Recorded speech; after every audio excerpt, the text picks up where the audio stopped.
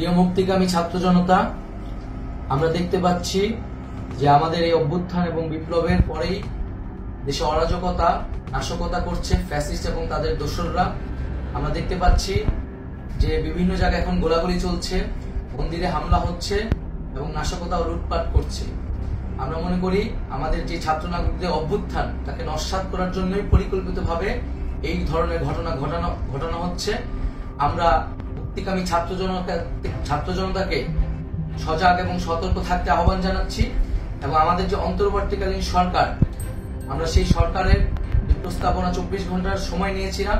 জরুরি পরিস্থিতি মোতাবেক আমরা এখনই তার একটি রূপরেখা ঘোষণা করছি।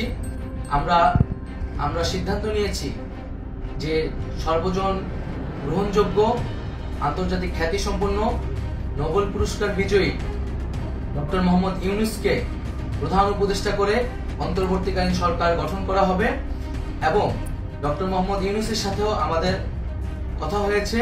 তিনি ছাত্র জনতার আহ্বানে বাংলাদেশকে রক্ষা করতে এই গুরু দায়িত্ব নিতে সম্মত হয়েছে।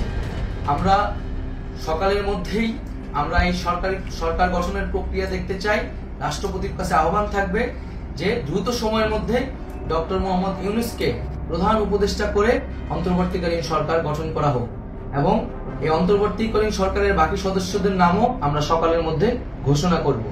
প্রিয় বন্ধুগণ, দেশে যে অরাজকতা চলছে, মানুষের জীবনের নিরাপত্তাহীনতা চলছে, সেজন্য আমরা রাষ্ট্রপতির কাছে আহ্বান জানাচ্ছি দেশে আইন শৃঙ্খলা পরিবেশ ফিরিয়ে আনার জন্য দ্রুত সময়ের মধ্যে কার্যকর ব্যবস্থা নিতে হবে এবং আইন শৃঙ্খলা বাহিনীকে সহযোগিতা করার জন্য মুক্তিকামী ছাত্র জনতাও রাজপথে থাকবে এবং অন্তর্বর্তীকালীন সরকার গঠন না হওয়া পর্যন্ত মুক্তিকামী ছাত্র জনতাকে রাজপথে থেকে তাদের যে অভ্যুত্থান, সেই অভ্যুত্থানকে রক্ষা করতে হবে।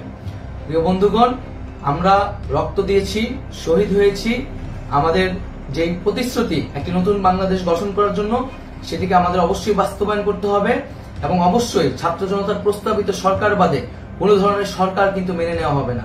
আমরা বলেছি কোনো ধরনের সেনা শাসিত সরকার অথবা সেনা সমর্থিত সরকার অথবা এই ফ্যাসিস্টদের দোসরদের কোনো বিটিম সরকার কিন্তু আমরা মেনে নেব না। কোনো গণবিরোধী সরকারকে মেনে নেওয়া হবে না।